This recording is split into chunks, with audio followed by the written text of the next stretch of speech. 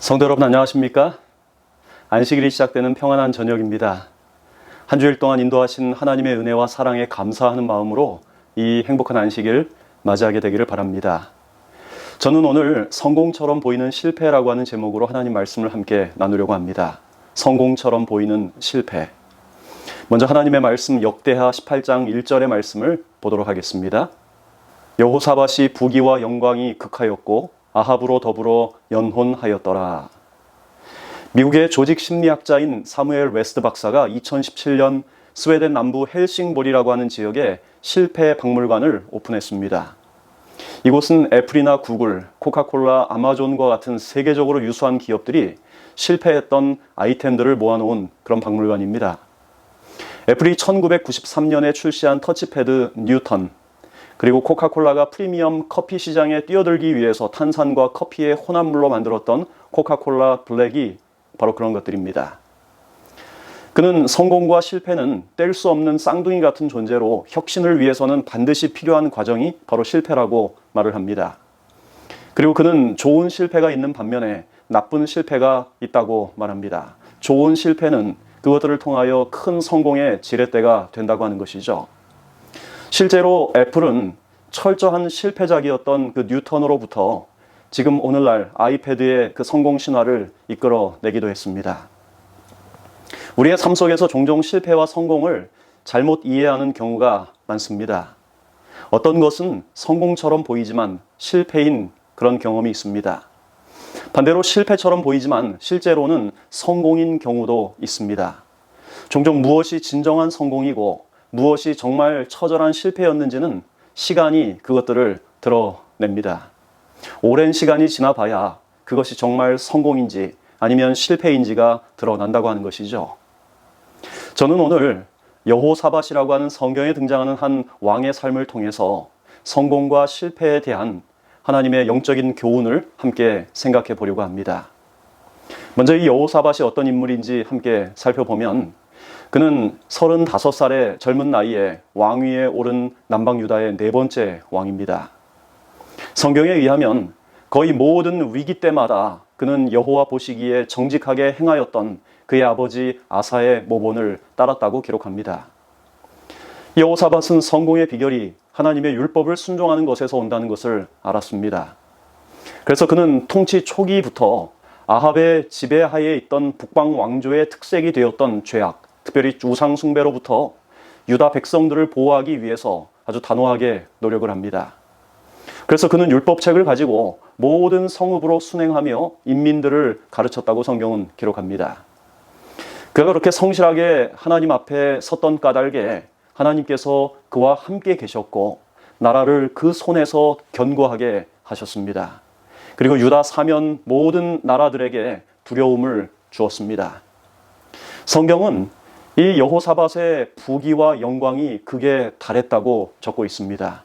그런데 바로 그때 우리 역대하 18장 1절에서는 여호사밧이 아합과 더불어서 결혼 동맹을 맺었다라고 기록하고 있는 것입니다.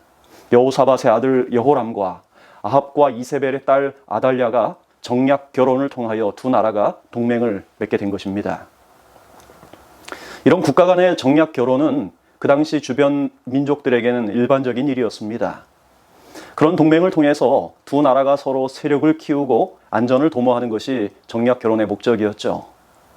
하지만 이 여호사밧이 아합과 맺은 이 동맹은 하나님의 명령으로 이루어진 것은 아니었습니다. 여호사밧은 그 동맹으로 자신의 나라가 더 강성해질 것을 기대했습니다. 그리고 실제로 표면상으로 볼 때 그 동맹을 통해서 유다는 더 튼튼해진 것처럼 보였습니다. 하지만 하나님의 뜻이 아니었던 그 동맹은 유다에 그리고 여호사밧에게 아주 쓰라린 결과를 가져오고 말지요. 과거 영국이 인도를 통치할 때 인도에서는 코브라에게 물려 죽는 사람들이 매우 많았다고 합니다. 그리고 그 피해를 막기 위해서 뱀을 잡아오면 포상금을 주는 정책을 시행했습니다. 사람들은 독사를 잡는 일이 대단히 위험해도 돈을 벌 수 있다는 생각에 너나 없이 코브라를 잡아서 보상금을 받았습니다. 이렇게 정책은 아주 성공적이었던 것으로 평가가 되었습니다. 마을이나 거리에서 코브라가 많이 사라져서 인명피해가 크게 줄어든 것이죠. 그런데 시간이 지나갈수록 뭔가 좀 이상했습니다. 코브라가 줄어들어 인명피해는 줄었는데 보상금을 받아가는 사람들은 오히려 더 늘어난 것입니다. 이상하다고 생각한 당국은 이 보상금을 받는 사람들을 조사하는 과정에서 한 가지 사실을 발견하게 되었습니다. 사람들은 외딴 곳에 농장을 만들어 그 농장에서 코브라를 사육하고 있었던 것이죠. 위험하게 코브라를 잡는 것이 아니라 자신이 직접 양육한 기른 코브라로 보상금을 받고 있었던 것입니다. 그래서 영국 당국은 코브라 보상금 제도를 폐지했습니다. 그러자 사람들은 쓸모없어진 그 집안에 기르고 있던 코브라를 야산이나 거리에 무단으로 버렸습니다. 그리고 결과적으로 그렇게 방생된 이 코브라로 인해서 더 심각한 피해가 초래되게 된 것이죠. 어떤 문제를 해결하려고 대책을 내놓았는데 그것이 오히려 더 큰 문제들을 가져오는 결과를 경제용어로 코브라 효과라고 합니다. 어쩌면 여호사밧이 취했던 이 정략 결혼이라고 하는 정책은 겉보기에는 대단히 유익하고 또 그 나라에게 득이 되는 것 같아 보였지만 하지만 그 나라에 정말 치명적인 독소가 되고 말았습니다. 우리는 어떤 일을 결정할 때 플러스 마이너스, 즉 득과 실을 따집니다. 이것이 나에게 과연 득이 될까? 아니면 나에게 손해가 될까? 하지만 더 진지하게 우리가 고민해야 할 것은 이것이 나의 영적인 삶에 있어서 플러스가 될지 아니면 마이너스가 될지 하는 그 이슈입니다. 자녀의 교육 문제에 있어서 그리고 직업과 배우자를 선택하는 문제에 있어서 집을 사거나 어떤 이사를 할 때 결코 세상적인 유익이 우리의 판단의 기준이 되어서는 안 되는 것이죠.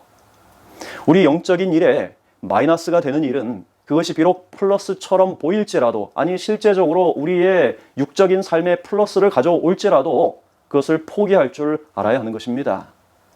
여호사밧은 그 점에 있어서 실수했습니다. 아합과의 결혼 동맹을 통해서 여호사밧의 며느리로 들어온 아달랴라고 하는 사람이 어떤 사람이었습니까? 이 아달랴는 이세벨, 그의 어머니의 우상숭배와 그 악한 기질을 그대로 물려받은 사람이었습니다. 역대하 22장 3절에서 4절의 말씀을 보겠습니다. 아하시야도 아합의 집 길로 행하였으므로 이는 그 모친 아달랴가 꾀어서 악을 행하게 하였음이라. 저가 패망케 하는 아합의 집 교도를 쫓아 여호와 보시기에 아합의 집같이 악을 행하였더라. 지금 이 말씀은 아달랴가 자신의 아들 아하시야에게 악한 감화를 끼쳐서 그로 하여금 아합의 길로 행하게 했다라고 적고 있는 것입니다. 유다의 왕이 아달랴라고 하는 그 사람 때문에 북방 이스라엘의 가장 악한 왕이었던 아합의 길을 그대로 따라간 것입니다. 말하자면 유다라고 하는 그 하드웨어에 아합의 소프트웨어가 작동하고 있었던 것이죠. 바로 아달랴를 통해서. 그뿐만이 아니었습니다. 역대하 22장 10절의 말씀을 함께 보도록 하겠습니다.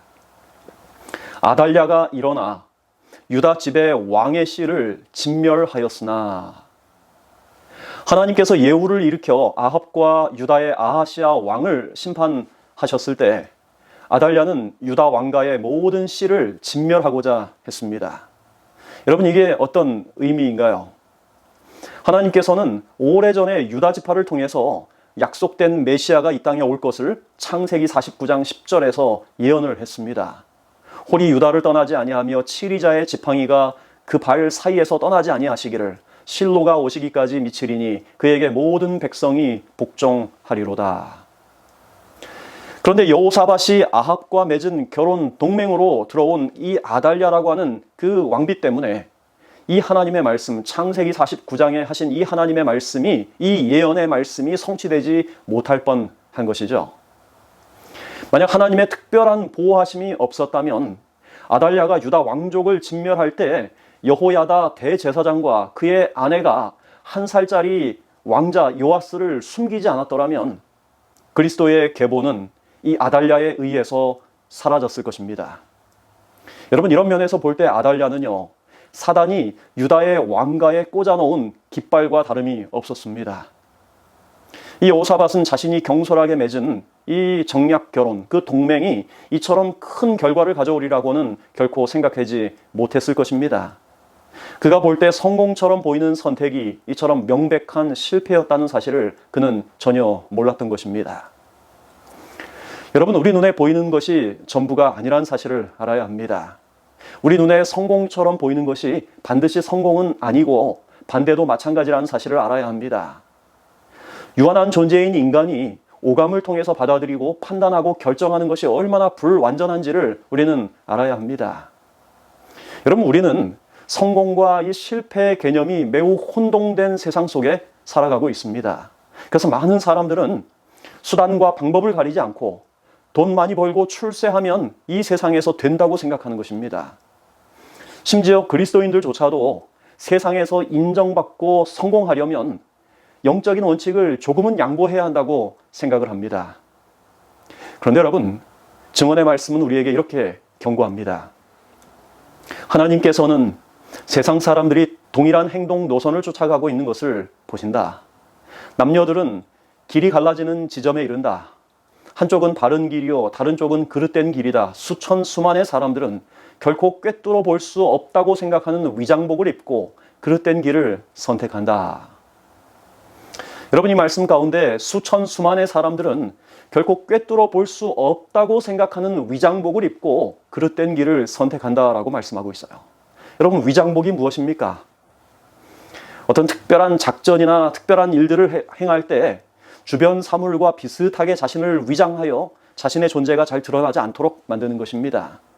그런데 이 증언의 말씀은 많은 사람들이 그리스도인이라고 하는 위장복을 입고 이 세상의 길, 넓은 세상의 길을 따라가고 있다는 것입니다. 교회 증언 3권 474쪽에는 이런 말씀을 적고 있습니다. 믿음에 있어서 파선한 자들의 신뢰가 다른 사람들에게 그 동일한 노선을 추구하지 말라는 경고의 횃불로 서 있으나 많은 사람들은 미친 듯이 그 길을 계속해서 달려간다. 사단이 그들의 마음을 지배하고 그들의 몸을 주관하는 듯하다. 여러분, 성경에 나오는 수많은 사람들의 스토리가 하나님의 말씀이 아닌 세상의 길을 따라갈 때 어떤 결과가 우리에게 올 것인지를 경고의 횃불로 우리에게 보여주고 지시하고 있지만 많은 사람들은 미친 듯이 그 길로 계속 달려가고 있다고 말을 하는 것입니다. 오늘 우리의 모습은 어떻습니까? 세상에서 뒤처지지 않기 위해서 세상의 방식과 풍습을 열심히 쫓아가고 있지는 않습니까?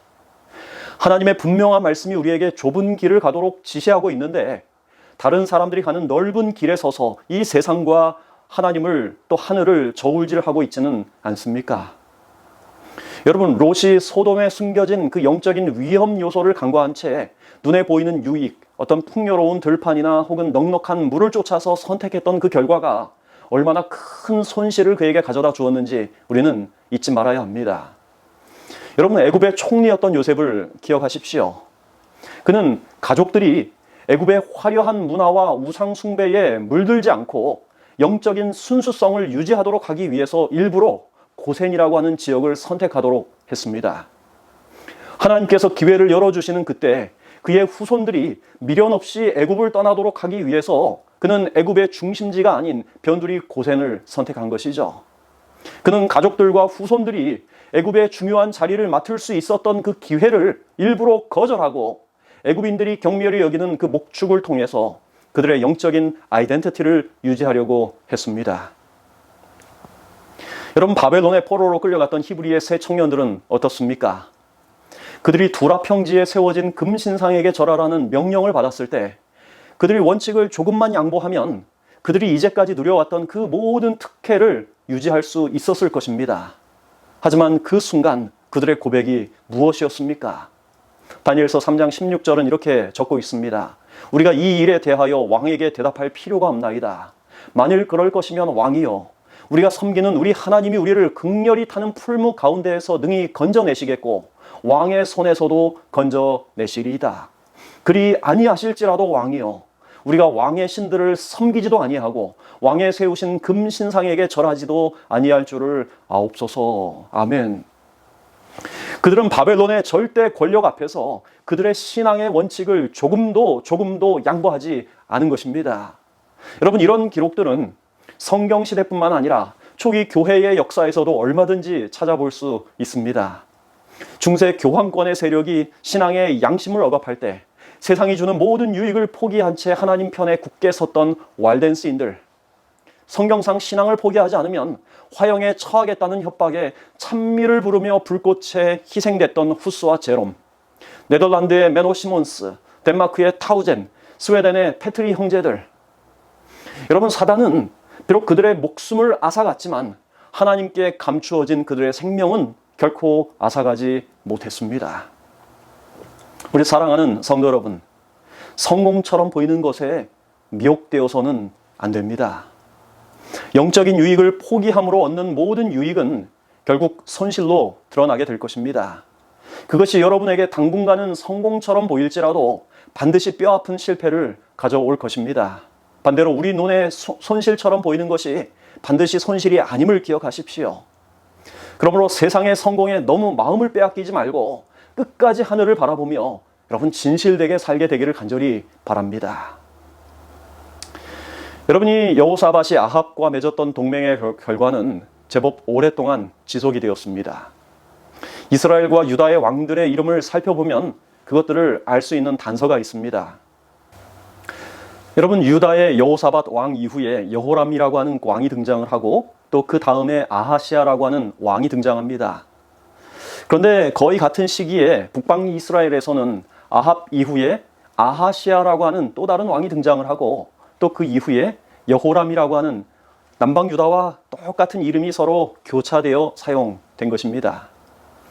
여러분, 이 이름들을 통해서 우리는 사돈지간에 자식들에게 같은 이름을 주었던 그 사실을 통해 두 왕실 사이에 존재했던 우호 관계를 우리가 알 수가 있는 것입니다. 그리고 이런 우호 관계 속에서 여호사밧은 길앗 라못을 치기 위해 아람과 전쟁을 벌인 북방 이스라엘의 아합과 군사 동맹을 맺고 그 전쟁에 참여합니다. 그런데 여러분, 이 전쟁 역시 하나님께서 승인하신 것이 아니었죠. 이 여호사밧 왕은 그 전쟁에 나가기 전에 여호와께서 과연 그들과 함께 하실지에 대한 그 여부를 알아보자고 아합에게 제안을 합니다. 이때 이 아합은 이스라엘에 있는 400명의 거짓 선지자를 불러서 우리가 이 전쟁에 올라갈까 말까를 묻습니다. 그리고 그 거짓 선지자들은 올라가십시오. 여호와께서 그 성을 왕의 손에 붙일 것입니다 라고 답변을 했습니다. 이것은 거짓된 증언이었죠. 하지만 하나님은 미가야라고 하는 한 선지자를 통해서 그 전쟁에 참여하지 말라고 분명히 경고를 하셨습니다. 그런데 안타깝게도 아합과 여호사밧은 하나님의 경고를 무시하고 그 거짓 선지자들의 증언대로 전쟁터에 나아갑니다. 그런데 이 전쟁에 나아갈 때 아합이 여호사밧에게 한 가지 이상한 제안을 합니다. 자신은 변장을 할 테니 여호사밧 당신은 왕복을 입고 전쟁에 나아가 싸우십시오. 여러분, 그 당시 전쟁이라는 것이 왕을 잡으면 승패가 결정되는데 여호사밧이 왕복을 입고 전쟁에 나아간다는 것은 적의 가장 확실한 타겟이 된다는 말이에요. 그리고 아합은 평상시 혹은 어떤 일반 군사의 이 복장으로 그가 변장을 하고 전쟁에 참여한 것입니다. 어쩐 일인지 여호사밧 왕은 그 제안에 동의하고 자신은 왕복을 입고 전쟁에 참여합니다. 그리고 치열한 전쟁에서 여호사밧이 적군에게 포위가 되어 거의 죽게 된 상황에 이르게 되었을 때 여호사밧은 하나님께 구원을 간청합니다. 그 내용이 역대하 18장 31절에 기록되어 있습니다. 병거의 장관들이 여호사밧을 보고 이르되 이가 이스라엘 왕이라 하고 돌이켜 저와 싸우려 한즉 여호사밧이 소리를 지르매 여호와께서 저를 도우시며 하나님이 저희를 감동시키사 저를 떠나가게 하신지라. 병거의 장관들이 저가 이스라엘 왕이 아님을 보고 쫓기를 그치고 돌이켰더라. 저는 이 한 구절의 말씀에 굉장히 중요한 복음의 진리가 들어있다고 저는 믿습니다. 지금 이 말씀 가운데 여호사밧이 소리를 지르매라고 하는 그 구절에 사용된 히브리어는 자크라고 하는 그런 단어입니다. 근데 이 단어는 그냥 소리를 크게 질렀다는 의미가 아닌 특별한 의미를 담고 있는데 그것은 여호와께 소리를 높여 부르짖는 그 부르짖음에 사용되는 단어가 바로 이 히브리어 자크라고 하는 단어입니다. 애굽의 고역과 학대에 시달린 히브리 백성이 괴로움 가운데 하나님께 부르짖을 때 이 동일한 단어가 사용이 되었습니다. 그리고 사사시대에 하나님을 떠났던 이스라엘 백성들이 주변 민족들의 압제 속에서 고통 속에 돌이켜 하나님을 부르짖을 때 바로 이 단어가 사용된 것이죠. 즉 여호사밧은 자신의 잘못된 선택과 판단으로 인해서 죽을 위기에 처했지만 그 순간 하나님께 돌이켜 하나님께 구원을 간청한 것입니다. 그리고 바로 그 순간 여호와께서 저를 도우심에 하나님이 그들을 감동시키사 저를 떠나가게 하셨다라고 성경은 기록하고 있는 것입니다. 여러분, 이게 말이 되는 상황일까요? 여러분, 전쟁이 맹렬하게 벌어지고 있는데 아람의 장군들이 지금 왕복을 입고 전쟁에 참여한 사람이 이스라엘 왕이 아니라고 해서 그를 살려두는 일이 있을 법한 그런 일일까요? 전쟁 속에서. 그 상대가 왕복을 입었건 혹은 일반 군인의 평복을 입었건 그 상대가 적군이면 무조건 살육하는 게 전쟁의 생리 아닐까요? 그런데 성경은 하나님께서 그들의 마음을 감동시키셨을 때 그들이 쫓기를 그치고 돌이켰다라고 성경은 기록해요. 그리고 여기에 돌이키다라고 하는 이 단어에 사용된 히브리어는 슈브라고 하는 단어로 우리가 회개할 때 회개를 뜻하는 그 단어인 것입니다. 여러분, 하나님은 여호사밧이 선지자를 통해서 주신 분명한 경고의 기별을 무시하고 자신의 생각대로 행함으로써 위기에 빠졌지만 그가 구원을 요청했을 때 즉각 응답하셨습니다. 그리고 사람들의 마음을 감동시키셔서 그들을 돌이킨 것입니다. 반면 여러분, 살기 위해서 변장한 채 전쟁에 참여했던 아합은 그 전쟁에서 어떤 최후를 맞이합니까? 역대하 18장 33절의 말씀입니다. 한 사람이 우연히 활을 당기어 이스라엘 왕의 갑옷 솔기를 쏜지라. 살기 위해 교묘하게 머리를 굴렸던 아합은 한 사람이 우연히 쏜 화살에 의해 그날 목숨을 잃고 말았습니다. 여기 갑옷 솔기라고 하는 말은 갑옷의 이음새 부분을 말하는 표현입니다. 즉 우연히 쏜 화살이 정확히 아합이 입고 있었던 그 갑옷의 이음새 부분을 관통했다는 그런 말입니다. 여러분, 어떻게 그런 일이 있을 수 있을까요? 이게 정말 우연일까요? 시편 64편 6절 7절의 말씀입니다. 저희는 죄악을 도모하며 이르기를 우리가 묘책을 찾았다 하나니 각 사람의 속뜻과 마음이 깊도다. 그러나 하나님이 저희를 쏘시리니 저희가 호련히 살해 상하리로다.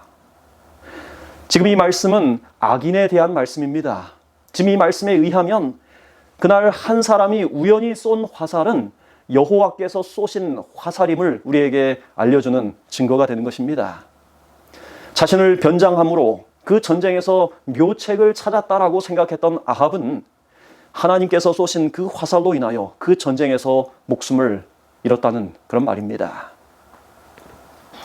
여러분, 그렇다고 해서 하나님께서 아합은 미워하시고 여호사밧은 사랑하신다라고 하는 그런 의미는 아닙니다. 하나님은 아합 역시 그가 구원을 받기를 간절히 원하셔서 그에게 끊임없는 기회를 주셨습니다.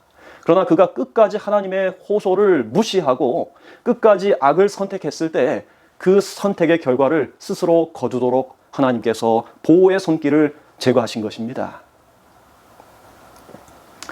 여러분, 왕복을 입고서 어리석은 선택을 했던 이 여호사밧, 그래서 전쟁에 왕복을 입고 나갔던 이 여호사밧, 그가 하나님을 부를 때 하나님께서 그를 보호하신 반면 아무리 교묘하게 계책을 세우고 정말 지혜롭게 행동했던 것처럼 보이는, 성공을 위해서 부단히 애썼던 것처럼 보이는 이 아합은 그날 목숨을 잃고 말았습니다. 우리 사랑하는 성도 여러분, 인간의 지혜와 판단으로 찾는 어떤 묘책이 결코 우리를 지켜주지 못함을 잊지 말게 되기를 바랍니다. 우리 눈에 성공처럼 보이는 일이 결코 성공이 아닐 수 있음을 아시기 바랍니다. 오히려 다 깨지고 다 잃은 것처럼 보이는 실패가 진짜 성공일 수 있다라고 하는 사실을 잊지 않게 되기 바랍니다. 사탄이 만들어 놓은 이 세상의 가짜 프레임에 갇혀서 살지 마십시오. 비록 넘어지고 실수할지라도 끝까지 하나님의 구원하시는 은혜를 붙들고 사는 것, 그것이 성공이요 우리의 가장 유일하고 안전한 희망입니다. 여러분, 욥의 경험은 누가 봐도 실패한 인생이었죠. 하루아침에 그의 모든 소유를 다 잃었습니다. 사랑하는 10명의 자녀들을 한꺼번에 잃어버렸어요. 심지어 그 몸에는 발바닥부터 정수리까지 악창이 났습니다. 그 악창이 너무나 심해서 욥은 잿더미 위에 앉아서 기와 조각으로 자신의 몸을 긁을 정도였습니다. 심지어 그의 아내마저도 그를 저주했습니다. 하나님을 욕하고 죽으라고요. 먼 곳에서 친구들이 와서 보니 욥의 형체를 알아볼 수 없을 지경이 되었습니다. 여러분, 이쯤 되면 완전히 실패한 삶 같아 보이지 않습니까? 재산도 다 잃어버리고 사랑하는 자녀들도 다 잃고 건강마저 잃고 사랑하는 아내까지도 그에게 저주를 퍼붓는 이 욥의 인생은 정말 끝장난 인생이요, 실패한 인생처럼 보입니다. 하지만 욥은 그 곤경 중에서도 하나님을 잃어버리지 않았습니다. 이 모든 일에 욥이 범죄하지 아니하고 하나님을 향하여 어리석게 원망하지 아니하니라. 여러분, 명백하게 실패처럼 보이는 그 순간에도 하나님을 떠나지 않았던 욥의 삶은 결국 성공이었음이 드러났습니다. 사도 요한이 반모섬에 갇혔을 때 거의 90세가 된 나이였습니다. 평생 주님의 사업을 위해서 헌신했던 자신과 동료들의 삶을 돌아볼 때 실패한 인생처럼 보였을지 모릅니다. 사방이 바다로 둘러싸인 거친 바위로 이루어진 반모섬에서 외롭게 유배된 자신의 모습을 볼 때 아무도 자신을 기억하는 것 같지 않아 보였습니다. 하지만 그곳에서 요한은 계시 가운데 그를 찾아오신 주님의 가장 영광스러운 모습을 보았습니다. 그리고 그 당시 핍박과 시련으로 흔들리는 교회와 후세대의 그리스도인들을 위한 가장 영광스러운 계시를 기록하게 된 것이죠.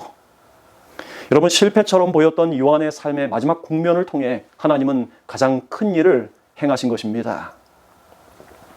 2000년 전 팔레스틴의 사람들은 예수께서 십자가에 돌아가실 때 그 죽음을 보면서 다 끝났다, 실패했다라고 하는 그 끝이라는 단어를 떠올렸을 것입니다. 제자들도, 그리고 그를 따르던 수많은 팔로워들도 다 그렇게 생각했을 것입니다. 다 끝났다, 실패했다.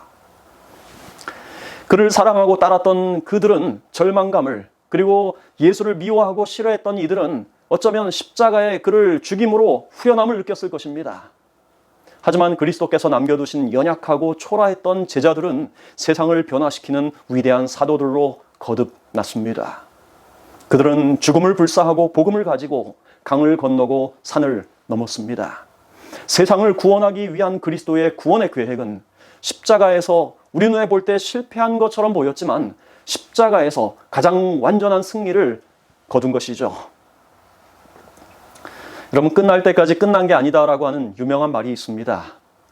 1948년부터 1962년까지 15시즌 연속 올스타에 뽑혔고 3차례 아메리칸 리그 최우수 선수에 올랐던 요기 베라라고 하는 선수가 한 말입니다.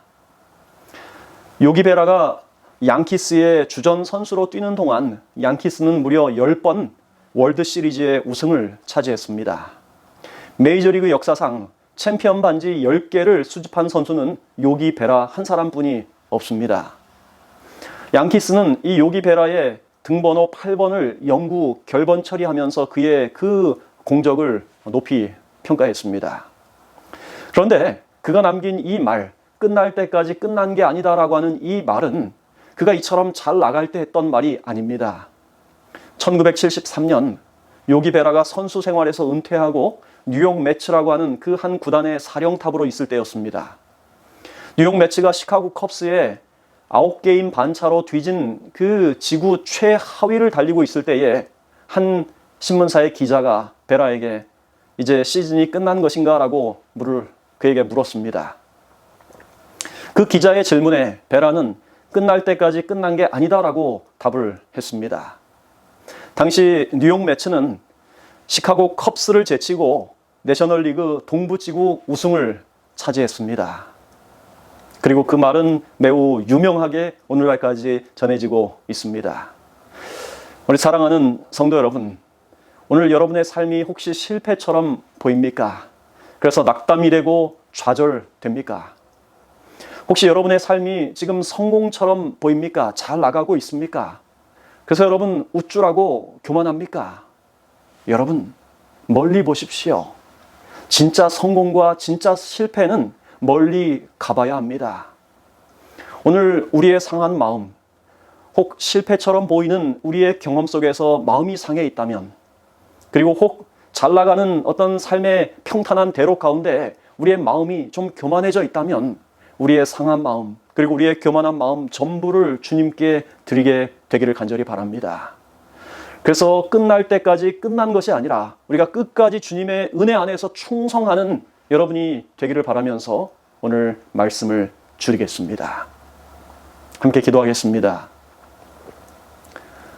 사랑의 하늘 아버지, 오늘 말씀을 통하여 우리에게 귀한 영적인 교훈을 주셔서 참으로 감사를 드립니다. 하나님, 우리는 영원한 것들을 추구하고 살아가지만 이 현실에 몸담고 살면서 영원한 가치를 잘 분별하지 못하고 살 때가 너무나 많습니다. 그래서 우리 눈에 보이는 성공이 진짜 성공인 줄만 알고, 우리 눈에 보이는 실패가 진짜 실패인 줄만 알고 살아갑니다. 오 하나님, 우리의 눈을 뜨게 하시고 우리가 먼 미래를 보게 하셔서 하나님께서 성공이라고 하는 그 성공의 가치를 따라갈 수 있도록 인도하여 주시옵소서. 끝까지 신실하면서 우리 안에 베푸시는 하나님의 그 은혜와 사랑을 늘 잊지 않고 살아가게 인도하여 주시옵소서. 우리가 혹여 넘어질지라도 여전히 우리를 구원하시기 원하시는 하나님의 그 은혜를 끝까지 붙들 수 있도록 아버지 인도하여 주시옵소서. 이 안식일 하나님의 평안이 우리 말씀을 듣는 모든 성도들과 가정마다 또 교회마다 함께 하시기를 예수님의 이름으로 간절히 기도드립니다. 아멘.